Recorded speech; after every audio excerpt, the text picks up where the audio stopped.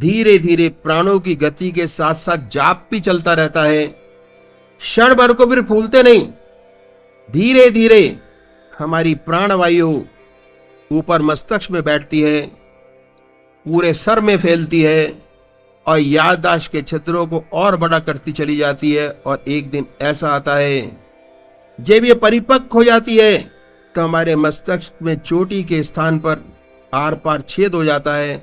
हिरण्यगर्भ अंडे जैसी शक्ल की चीज हमारे मस्तिष्क में है। ये छेद इस अंडे के आकार के हिरण्यगर्भ के आर पार हो जाता है और फिर प्रत्यक्ष अनुभव होता है। बड़ी आनंदमयी मीठी मीठी बूंदें यहां से चोटी के स्थान से कमर के पीछे गर्दन से होती हुई टपकती हैं। कमर के बीच में अमृत बूंदों के टपकने से बड़ा आनंद आता है। जब ये बूंद टपकती है तो शरीर का रोंगटा रोंगटा खड़ा हो जाता है। संसार के किसी भी भोग में इतना आनंद नहीं जितना इस बूंद के टपकने में है। इस बूंद के टपकने की एक और विशेषता है कि ये ताल के साथ टपकती है विद इक्वल इंटरवल। अगर एक बूंद टपकी, उसके 30 सेकंड बाद दूसरी, 30 सेकंड के बाद तीसरी, इन बूंदों के टपकने से शरीर प्रकाश और आनंद से बढ़ जाता है। शरीर का रोंगटा रोंगटा खड़ा हो जाता है। ऐसी सुंदर इंटरनल अवस्था प्राप्त होती है। कबीर साहब बेगड़ पढ़े लिखे थे, लेकिन उनकी विद्या बड़ी प्रैक्टिकल थी। उन्होंने इस अवस्था का बड़ा सुंदर वर्णन किया है। उन्होंने कहा है, चुअत अमीरस भरत ताल, जहां शब्द उठत आसमानी हो, सूरत समानी सिंध में नहीं का कुछ जात बखानी हो। चुअत अमीरस, अमृत रस की बूंदें टपकती हैं इंटरनल शरीर के अंदर। अमृत से ज्यादा आनंद वाली कोई चीज नहीं। अमृत रस की वर्षा होती है। कैसे होती है? चुअत अमीरस भरत ताल, ताल के साथ, ताल के माने इक्वल इंटरवल। तबले की ताल, हारमोनियम की ताल से जो रिद्म पैदा होता है उसको हम ताल कहते हैं। चुअत अमीरस भरत ताल, जहां शब्द उठत आसमानी हो, उस प्रभु की याद को शब्द कहते हैं। प्रभु की याद का अजब अजब, उस ध्वनि को हम सुन सकते हैं पर जबान से कह नहीं सकते। वह ध्वनि होती है शब्द उठत आसमानी हो। ये शब्द हमारे हर अंग से, हर छिद्र से होता हुआ मालूम होता है। ऐसी सुंदर अवस्था प्राप्त होती है। इतनी सुंदर अवस्था बनती है, इसके आगे कहते हैं कि सूरत समानी सिंध में नहीं कुछ जात बखानी हो। मन ऐसा एकाग्र होके रह जाता है अपने इष्ट में, ऐसा कि हटाए नहीं हटता, कोशिश करने से भी नहीं हटता। शांत समुद्र और जिसका कोई और छोर नहीं, ऐसा स्वस्थ मन तैयार कर लेता है। आगे कहते हैं कि नहीं कुछ जात बखानी हो।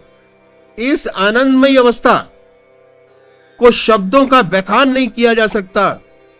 ये तो अनुभव का विषय है। शंकराचार्य जी महाराज ने इस अवस्था का वर्णन करते हुए लिखा है कि अमृत रस की वर्षा होती है और शरीर में रोशनी पैदा होती है। लेकिन कहीं अमृत बरसे तो अग्नि कैसे पैदा हुई? वास्तव में अनुभव वाली बात है। जब बूंद टपकती है अमृत रस की तो सारा शरीर प्रकाश से भर जाता है। प्रकाश ही प्रकाश नजर आता है। उन्होंने यही बात कही है। ऐसा नहीं कि हमारे हिंदू संतों ने भी इसका अनुभव किया हो, मुसलमान संतों ने भी इसका अनुभव किया। उसके बाद लिखा कि जब दिल को नींद आ जाती है और रूह भी गाफिल होती है, तब मैं अकेला होता हूं और यार की महफिल होती है। जब दिल सो जाता है, दिल अपने इष्टदेव में लीन हो गया और रूह भी लय हो गई, तब मैं अकेला होता हूं। मेरा इष्टदेव, मेरे परमात्मा मेरे सामने होता है। बीच में ना कोई दूसरा विचार रहता है, ना ख्याल, ना कोई दूसरी लहर। ऐसे अनुभव प्राप्त एक सूफी ने बयान किया कि कल साहिल वालों से रो रो ये डूबने वाले कहते थे, जो मौज डुबा दे तूफान को वह मौज ही साहिल होती है। जो इस ध्यान योग के अनंत सागर में डूब गया, सबसे बड़ा किनारा है परमात्मा की प्राप्ति का। परमात्मा की प्राप्ति का इससे बड़ा किनारा और क्या होगा। ये अवस्था तब तक प्राप्त होती है जब कीलक मंत्र सिद्ध हो जाता है। कील के मायने कील देना, ऐसा अनुभव होता है कि परमात्मा की याद बढ़ती जाती है। एक दिन ऐसा महसूस होता है कि कोई बरमे से मस्तक में छेद कर रहा है। साधक घबरा जाता है, क्या हुआ। अगर सदगुरु का सहारा लिए है तो अभ्यास करता रहता है, नहीं छोड़ता। तो अक्सर ऐसा होता है, पूरी कोशिश करके धीरे धीरे हमें कीलक मंत्र सिद्ध कर लेना चाहिए। इसके सिद्ध करने होने की पहचान यही है कि रह रहकर परमात्मा की याद आएगी। नहाते धोते, खाते पीते, सोते जागते, संसार का हर व्यवहार करते प्रभु की याद बनी रहेगी। यही इसकी परीक्षा है। ये सिद्ध हो गया। कीलक मंत्र सिद्ध हो जाने पर हमारे बुजुर्गों ने कहा है कि it is a gate of saints. ऐसा अनुभव हो गया, उसे हम संत कह सकते हैं, क्योंकि उसके दिमाग में प्रभु की याद सदा के लिए अंकित हो गई, छूटेगी नहीं। लेकिन हमारा अंत ये नहीं है, ये तो हमारी शुरुआत है। जहां सारे योगी अपना अंत मानते हैं, वहां से हम शुरू करते हैं। जहां योगी अपना अंत मानते हैं, सब कुछ प्राप्त हो गया, लेकिन हम कहते हैं ये तो हमारी शुरुआत हुई। हमारी असली अवस्था तो अब शुरू हुई। हमारा अंत, इच्छाओं की समाप्ति हमारा अंत है। न परमात्मा को पाने की चाह है, न दुनिया की चाह, न स्वर्ग की चाह, न मोक्ष की चाह। चाह इच्छाओं का बिल्कुल समूल नष्ट हो जाना या इच्छाओं का न रहना। अब क्या है, आपके ऊपर असर ना हो एक भी बात का, यही हमारा आदर्श है। ऐसे प्रभु के चरणों में लग कर रह गए, सिवा उसके कुछ ना रहे। तू रहे और तेरी रजा रहे, न मैं रहूं न मेरी आरज़ू रहे। मेरी अर्ज़े तमन्ना है, अजब अर्ज़े तमन्ना है। तुझी से मांगता हूं मैं, तुझी को मांगता हूं। अपने देव के प्रति यही इच्छा होनी चाहिए। मेरी अर्ज़े तमन्ना भी अजब अर्ज़े तमन्ना है। तुझी से मांगता हूं मैं और तुझी को मांगता हूं मैं। मेरी एक ही इच्छा है कि तेरे अलावा मेरे को कुछ नहीं चाहिए। सिवा तेरे चरणों के किसी भी चीज की आवश्यकता नहीं, ना ही मैं चाहता हूं। बस एक ही इच्छा है कि तेरे चरणों की रज मिलती रहे, वह मुझसे छिन न जाए। सच्चे भक्त का अभ्यास या साधना जो कहिए वही होता है। गुरुदेव इस बारे में एक सुंदर बात बताया करते थे कि देखो, ध्यान योग में बहुत आनंद है और बहुत जबरदस्त आनंद है, आनंद ही आनंद है। लेकिन इसकी चाहत भी छोड़ दीजिए, इसकी भी चाहत मत करो। क्यों? ये भी शरीर से आ रहा है। प्राण वायु का शरीर स्पंदन कर रही है, उसी से आनंद आ रहा है। शरीर तो हमेशा रहने वाला नहीं। जो सच्चा योगी है वो ना आनंद चाहता है, ना आनंद से सुखी होता है, ना दुख से दुखी होता है। मुसीबत आती है, परेशान नहीं होता, दुखी नहीं होता, आनंद आता है। उसमें अपने आप को भूल नहीं जाता। वह तो प्रभु के चरणों में और कसके पकड़ता है, धीरे धीरे और कसके हर हालत में उसको पकड़ता है। जब ये अभ्यास बढ़ता है तो जितने हमारे स्पिरिचुअल ग्लैंड्स हैं, आध्यात्मिक चक्र, वे खुलने शुरू हो जाते हैं। उसके बाद शुद्ध और क्रियाशील होने शुरू होते हैं। जब साधक यहां तक पहुंचता है तो खुल तो गए होते हैं, उसमें शुद्धता और शांति शक्ति आती चली जाती है। जितने चक्र खुल जाते हैं और शुद्ध बनते हैं, जितना अभ्यास और बढ़ता है चक्र और शक्तिशाली बनते चले जाते हैं। इसे हम कहते हैं शक्ति मंत्र सिद्ध करना। अब शक्ति मंत्र सिद्ध हो गया, ऐसे साधक की एक अवस्था हो जाती है कि उसके चारों तरफ स्पिरिचुअल ऑरा बन जाता है।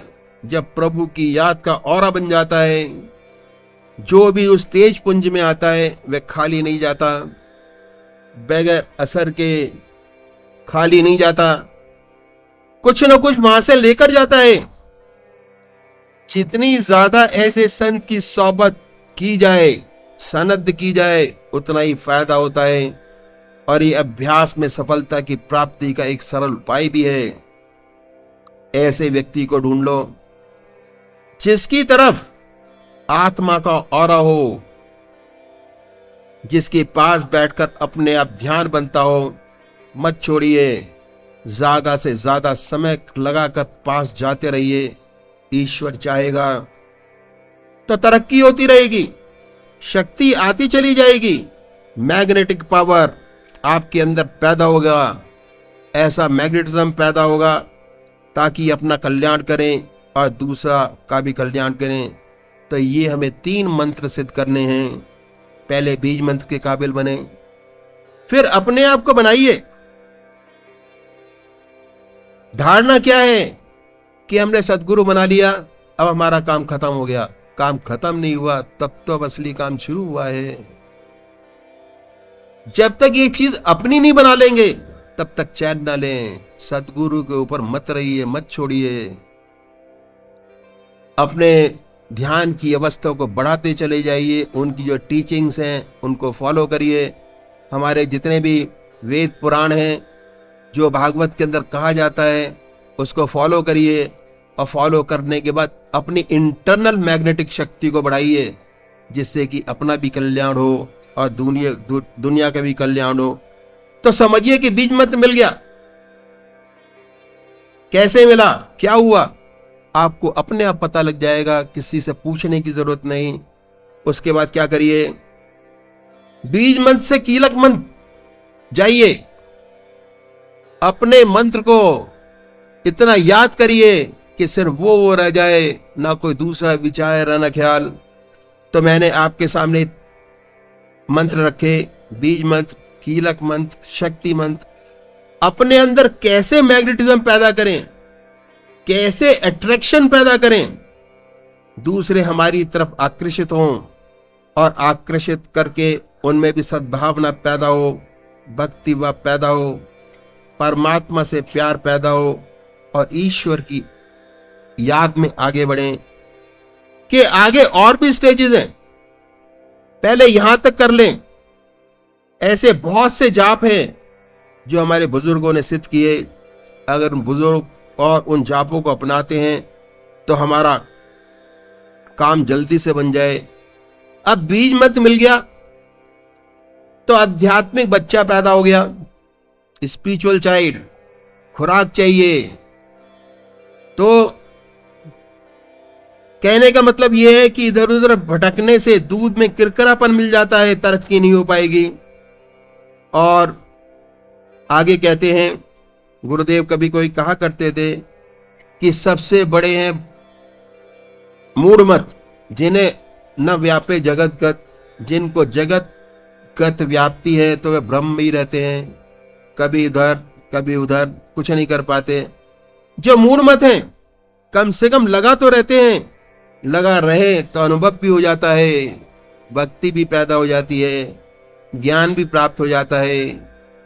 अक्सर गुरुदेव कहा करते थे, एक और बात कहते थे, हमें अपना पात्र बनाना है, अपने हृदय को मुलायम बनाना है। हमारा हृदय मुलायम बने, कठोर ना रहे। कहते थे कि गुरु बेचारा क्या करे,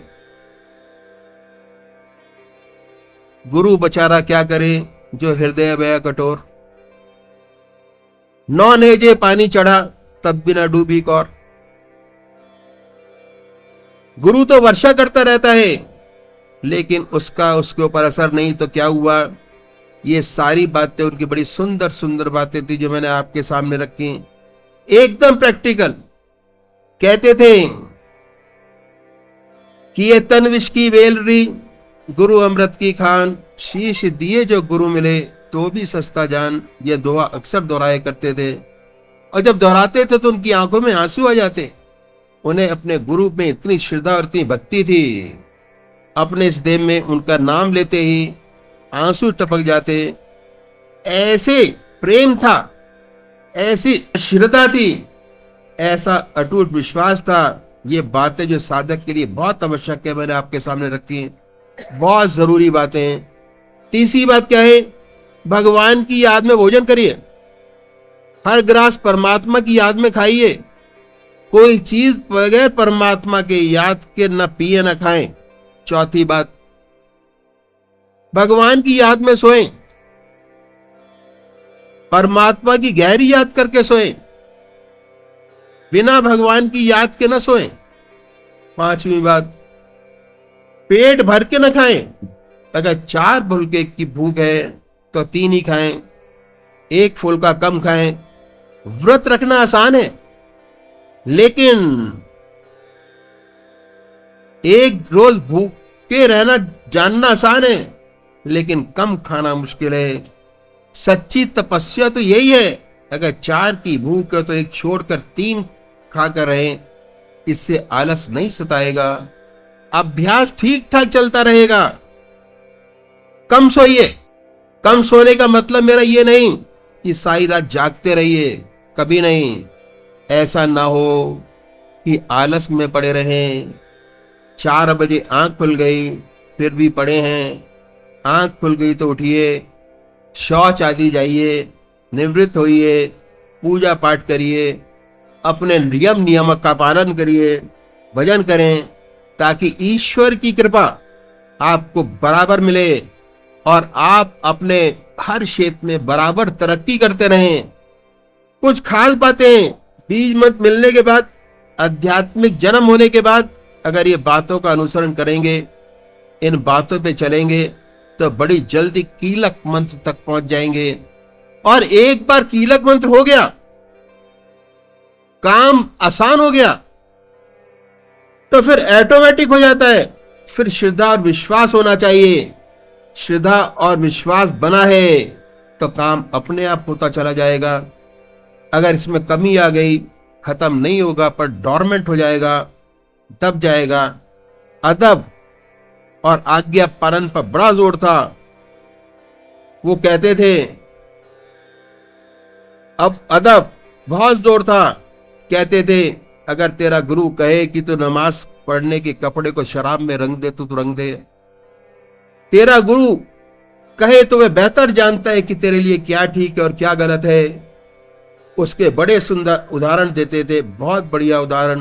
पहला उदाहरण गुरु नानक देव जी का दिया करते थे। अंगद जी गुरु नानक देव जी के सबसे बड़े प्यारे शिष्य थे। उनके यहां बहुत अच्छे अच्छे साधक इकट्ठे हुए, सबने बड़ी तरक्की की, लेकिन साथ साथ सबका टेस्ट भी लेते चले जाते थे।